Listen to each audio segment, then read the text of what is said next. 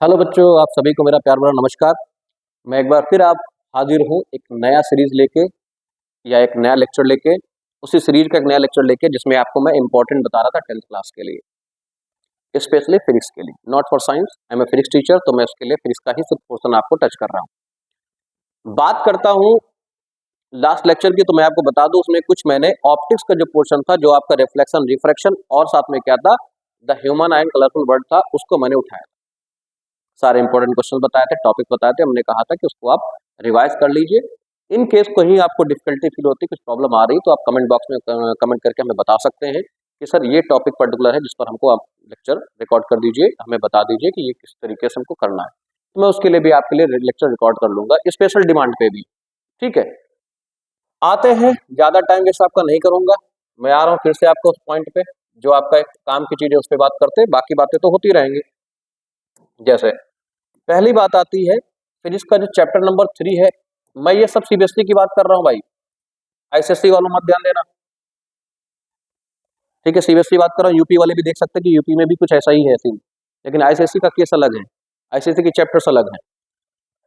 ठीक है, चैप्टर 3 में क्या है, चैप्टर 3 आपका इलेक्ट्रिसिटी है। क्या है, इलेक्ट्रिसिटी। यहाँ बहुत वेरिएशन नहीं है चैप्टर्स में, लेकिन लेकिन लेकिन डेप्थ बहुत है, क्वेश्चन पूछने का तरीका अलग हो सकता है, अलग चीजें हो सकती है। आप ध्यान से देखोगे तो आपको हो सकता है वेरिएशन आपको प्रीवियस एग्जाम पेपर में नजर आए।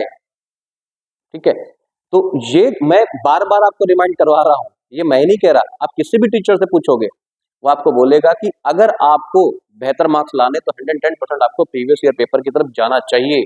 आपको देखना चाहिए कि किस लेवल पे क्वेश्चन आ रहे हैं, कॉम्पिटेंसी इंक्रीज कर रहा है सीबीएसई, तो उस लेवल पे क्वेश्चन भी धीरे धीरे करके उनको डिफिकल्टी लेवल बढ़ाएगा।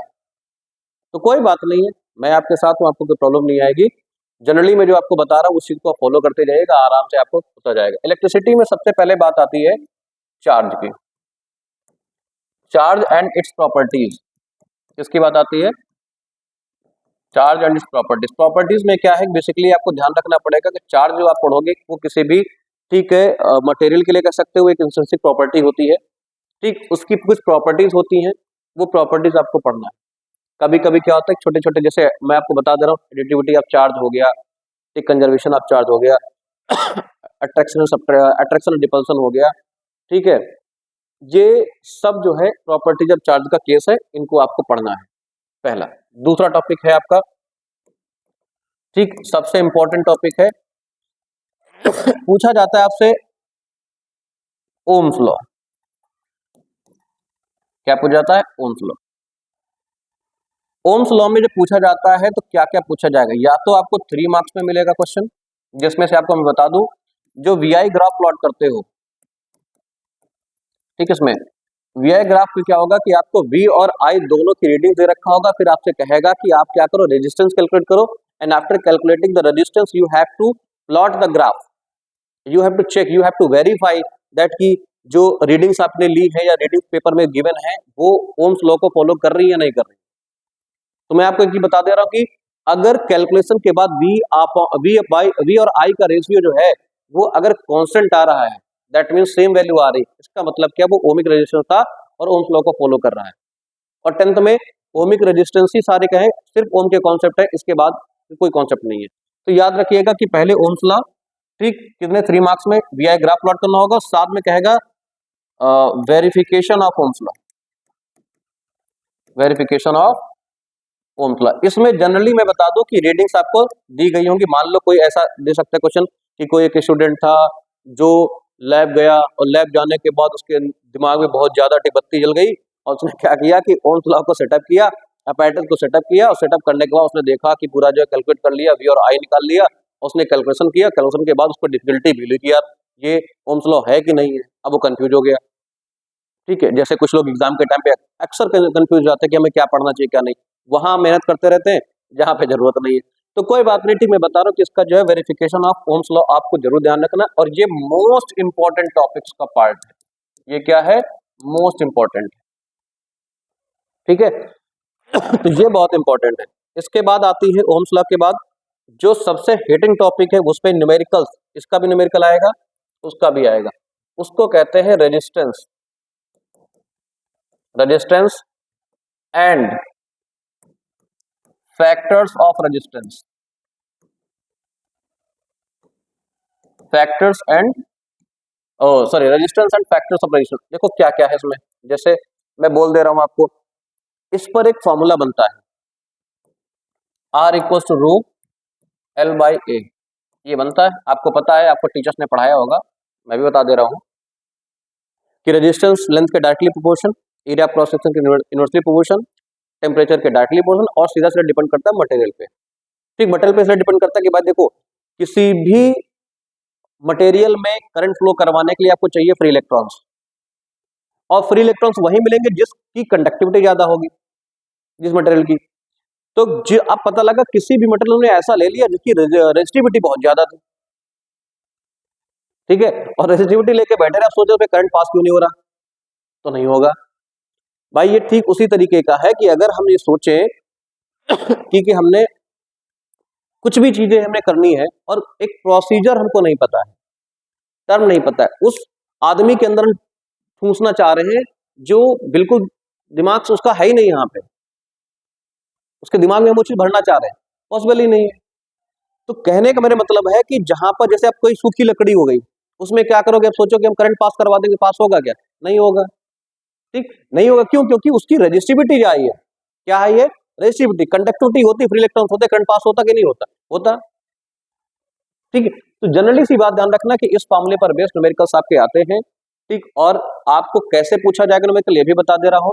आपसे बोलेगा कि कोई एक कंडक्टर था, ठीक, उसको, ठीक, राजू मोनू सोनू कुछ भी ले लो, उसने क्या किया, खेल रहा था, खेल खेल के उसने क्या किया, उसको बढ़ा दिया कितना, 2 टाइम्स। अब 2 टाइम्स बढ़ा दिया, तो ये बताइए कि जो नया वाला कंडक्टर जो राजू ने पकड़ के खींच दिया था, उसको स्ट्रेच कर दिया था, उसका रेजिस्टेंस कितना हो गया। तो 2 चीज लगा देना, दिमाग रख लेना कि भाई लेंथ इंक्रीज होगी तो एरिया क्रॉस सेक्शन डिक्रीज होगा, लेकिन वॉल्यूम में कोई चेंजेस नहीं होंगे, ठीक है। लेंथ इंक्रीज होगी तो area of cross section decrease होगा, कम होगा, लेकिन क्या नहीं चेंज होगा, वॉल्यूम में चेंजेस नहीं होंगे। इस तरीके से इसका फैक्टर्स निकाल के और इस फॉर्मूले का अप्लाई करके तब हम इसको निकाल सकते हैं। मैं इसके शॉर्ट ट्रिक्स भी बताऊंगा कैसे निकाला जाएगा, लेकिन बहुत ज्यादा शॉर्ट ट्रिक्स आपको अप्लाई करने की जरूरत है नहीं, ठीक। प्रोसेस को समझिए, प्रोसेस को फॉलो करिए, रिजल्ट अपने आप आएगा, ठीक है। ठीक है, तो एक ये टॉपिक हो गया। अब एक आता है डेरिवेशंस आते हैं इसके, ठीक है। डेरिवेशंस में क्या है, 2, पहला series combination, series combination of resistances, ठीक है, और दूसरा क्या हो जाएगा आपका पैरेलल कॉम्बिनेशन ऑफ, या राइटिंग में थोड़ा ध्यान रखना, ठीक है, बहुत अच्छी सुंदर राइटिंग में लिख नहीं पाता हूँ, ठीक। पिताजी ने बहुत में कूटा भी था बाद में, ठीक है, बहुत बार मारा गया, कुटाएगा दिमाग, सही से लिख, हमने कहा नहीं सही से नहीं लिख पाता, मैं क्या करूँ, मार खा लेता था, फिर नहीं आदत में नहीं है तो क्या करें।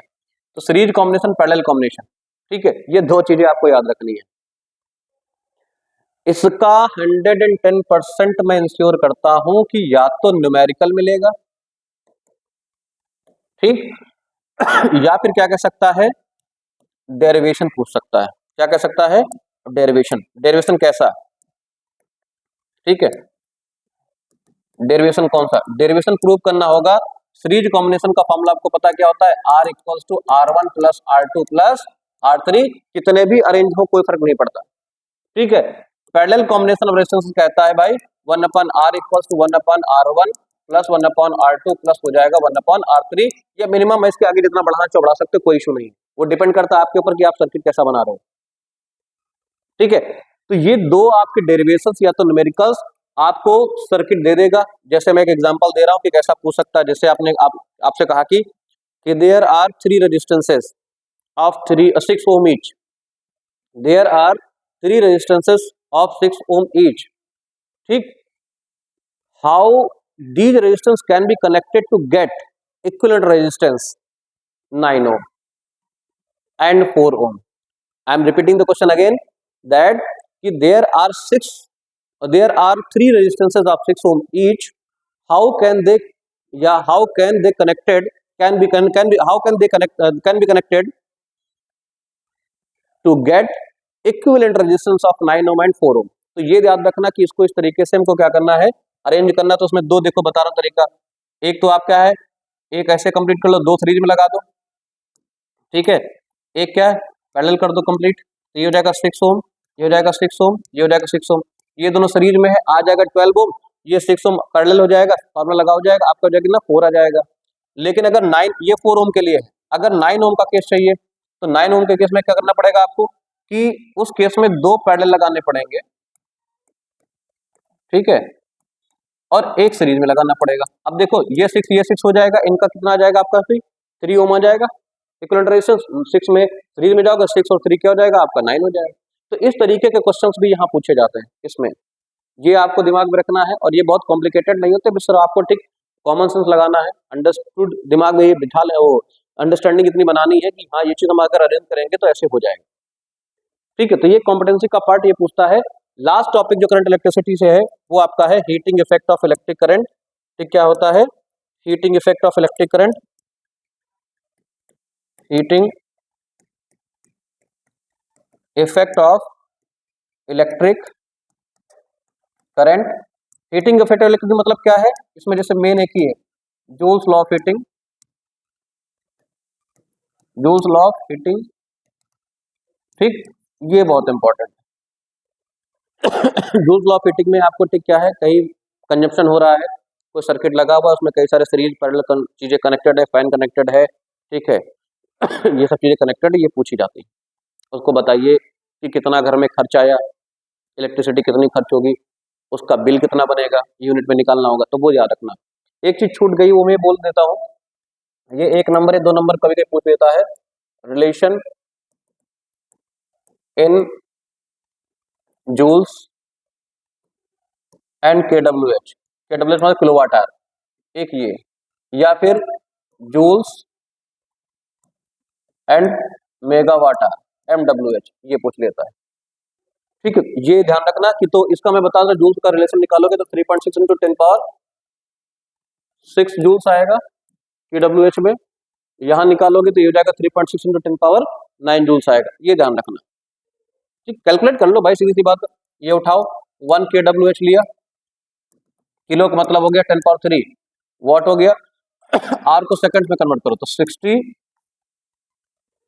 60 एक मिनट में कितने, एक घंटे में कितने मिनट्स, 60 मिनट्स, ठीक है। तो आपका क्या बनेगा सेकंड, 60 मल्टीप्लाई किया कितना हो जाएगा 3600 इंटू 10 पावर 3, टी हो जाएगा 3.6 इंटू 10 पावर 3 इंटू क्या हो जाएगा 10 पावर 3, कैलकुलेट करके 3.6 इंटू 10 पावर 6 जूल्स हो जाएगा 1, ठीक, केडब्ल्यूएच के। और मेगावाट में जाओगे तो सीधी सी बात मेगा में क्या हो जाएगा 10 पावर 6 हो जाएगा, बाकी कैलकुलेशन सेम रहेगी, ठीक है। ये टॉपिक बहुत इंपॉर्टेंट है, न्यूमेरिकल ध्यान रखना किसके क्या क्या पढ़ना है आपको, ठीक, इलेक्ट्रिक पोटेंशियल पढ़ना है, ठीक है। वो एक बार पढ़ लीजिएगा, week question develop on Q पे कभी भी क्वेश्चन पूछ लेता है।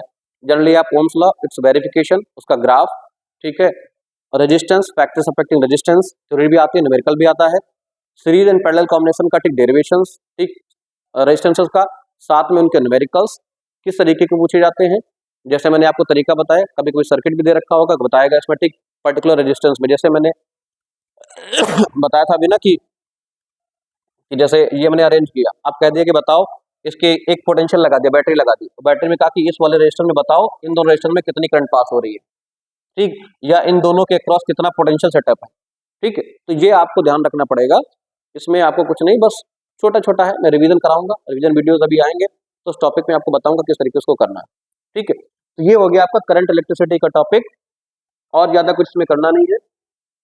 नेक्स्ट टॉपिक की जब बात करते हैं तो आपका लास्ट चैप्टर है, चैप्टर नंबर 4, वो है magnetic effect of electric current, magnetic effect of electric current, ठीक। इसमें क्या क्या करना है ध्यान रखना। इसमें बेटा पहला टॉपिक है magnetic field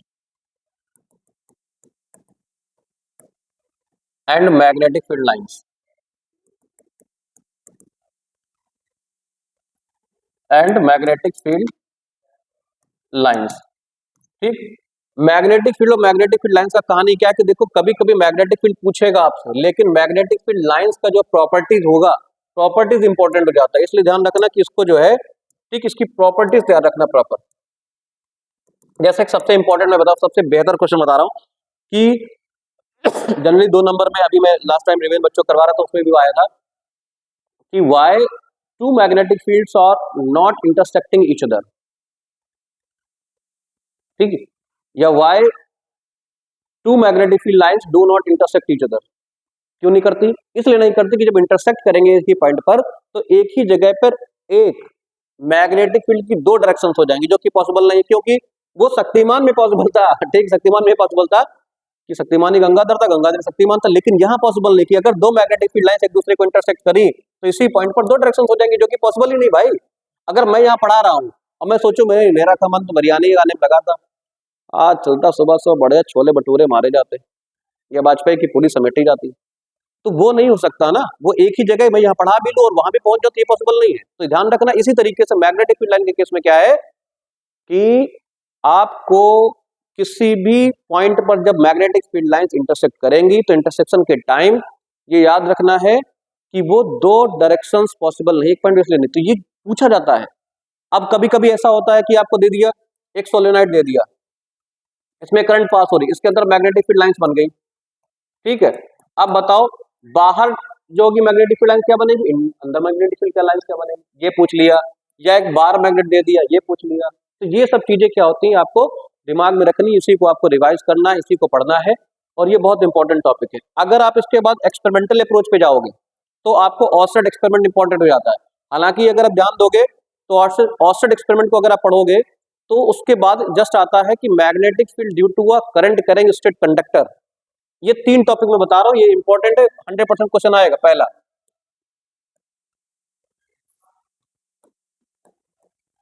magnetic field due to a current carrying straight conductor, एक ये। दूसरा है, इसी में आता है magnetic field due to current carrying, मैं दोबारा ये रिपीट नहीं कर रहा, मैं लिख रहा, मैं सीधे से टॉपिक लिख रहा हूं, ठीक है। इसमें जैसे आपका दूसरा है, एक हो जाएगा सोलेनोइड, ठीक, magnetic field due to a current carrying solenoid, ठीक, ये बहुत इंपॉर्टेंट है, ठीक है। एक आपका इसमें बात आती है, सोलेनोइड पे बिल्कुल हाथ साफ कर लिए, current carrying state conductor solenoid, पहले टोरॉइड भी होता था, वो चीज अब खैर नहीं है, ठीक, ये ध्यान रखिएगा, ठीक है। तो इतना कर लीजिएगा।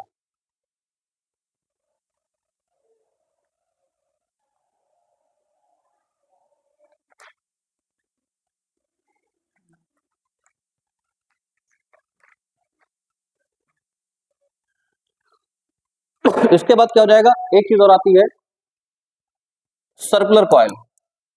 क्या आएगा? Circular coil, magnetic field due to a current carrying circular coil. 3 topic ये हैं, इन 3 टॉपिक से मैं आपसे इंश्योर करता हूं कि आपको मोस्ट प्रोबेबली 100% एक टॉपिक आपको मिल ही जाएगा, ठीक है। ये 3 टॉपिक बहुत इंपॉर्टेंट है। फिर इसके बाद आता है, इसमें देखो एक चीज आती है, डोमेस्टिक सर्किट्स या हाउस होल्ड डोमेस्टिक वायरिंग,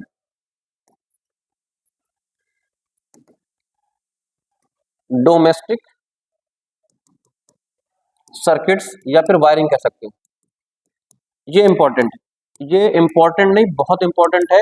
आपको एसडी में या फिर नॉर्मल अगर पूछ सकता है तो आपको दे देगा कि किस तरीके से रूम है या घर है, उसमें किस तरीके से ड्रॉ करना होता है डायग्राम, पूरे कैसे उसकी जो है डोमेस्टिक जो वायरिंग होती है वो कैसे की जाती है, ठीक, क्या क्या चीज पैरेलल अरेंज किया जाता है, क्या क्या सीरीज में अरेंज किया जाता है, ठीक है।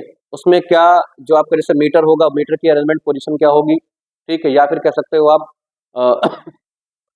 मेन डिस्ट्रीब्यूशन बॉक्स कहाँ लगेगा, ये सब चीजें पढ़ लीजिएगा। और इसी से निकल के आएगा एक चीज और, एसी और डीसी में डिफरेंस, एसी और डीसी में डिफरेंस, फ्लेमिंग का लेफ्ट हैंड रूल और राइट हैंड थंब रूल, ये इतने टॉपिक है जो बहुत इंपॉर्टेंट है, ठीक है। मैं रिपीट कर रहा हूं कि पहले आपको क्या करना है कि करंट इलेक्ट्रिसिटी में क्या करना है, आपको ध्यान रखना है कि चार्ज एंड इट्स प्रॉपर्टीज वो फोकस करना है।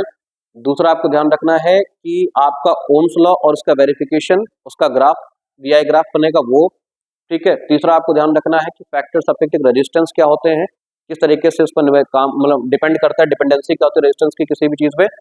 तीसरा आपका क्या हो जाएगा, सीरीज एंड पैरेलल कॉम्बिनेशन का जो रेजिस्टेंसेस का कॉम्बिनेशन है, इन पर based numericals derivation, joules law of heating, ये जरूर पढ़ के जाइएगा एक बार। मैग्नेटिक में क्या हो जाएगा, मैग्नेटिक फील्ड लाइंस, ठीक, इंपॉर्टेंट है, उसकी प्रॉपर्टीज इंपॉर्टेंट। उसके बाद 3 टॉपिक्स मेन है, magnetic field due to a current carrying strip conductor, magnetic field due to a solenoid, magnetic field due to a circular coil, household wiring, ये बहुत important है, मैं expect करता हूँ कि जरूर पूछा जाएगा, और इसमें एसी और डीसी का डिफरेंसेस। आई होप जो मैंने आपको बताया वो आपको समझ में आया होगा, और अगर आपने अभी तक तैयारी नहीं करी है, कोई बात नहीं, अभी आपके पास इतना टाइम है कि अगर जितने टॉपिक्स मैं बता रहा हूँ इन टॉपिक्स पर अगर आप मेहनत कर लोगे तो आपके फिजिक्स में जो साइंस में जो फिजिक्स का पोर्शन आता है 25 मार्क्स अप्रॉक्स, ठीक, उतने में से कम आप अप्रॉक्स 15 से 20 मार्क्स के बीच में, मैं फुल नहीं कह सकता क्योंकि उसकी एक्यूरेसी बहुत कम है, ठीक है, उसकी एक्यूरेसी वो अचीव कर पाता है जो रेगुलर कंसिस्टेंसी के साथ पढ़ाई कर रहा होता है, ठीक। अगर आपने नहीं किया, जो कर भी रहे तो भी बहुत अच्छा है, उनको बधाई, ठीक, और करिए। जो डाउट्स आए, जो आपको लग रहा है कि ये टॉपिक हमारा नहीं तैयार है, इसको हमें थोड़ा डिफिकल्ट फील, आप हमसे कमेंट बॉक्स में लिखिए, आप हमसे बताइए कि ये चीज़ हमको नहीं आ रही, आप हमें सर पढ़ा दीजिए, तो मैं उसको बता दूंगा और बहुत ब्रीफली एक्सप्लेनेशन कर दूंगा कि भाई जिससे आपका टिक कभी आप भूलें भी ना, और साथ में आपका बोर्ड का भी काम हो जाए। चलो मिलते हैं नेक्स्ट वीडियो में, thank you so much. Next series आ रही है, रिवीजन सीरीज 1 से स्टार्ट करेंगे और लगभग 15 लेक्चर रिकॉर्ड करेंगे कम से कम, जो आपके होंगे, ठीक है। पूरी फिजिक्स में कोशिश करूंगा कि घुमाने की, जहां से बहुत आसान, सिर्फ थ्योरेटिकल पोर्शन की, फिर न्यूमेरिकल पे भी आएंगे, तो सीरीज को देखना ना भूलें। धन्यवाद, फिर मिलते हैं, थैंक यू सो मच।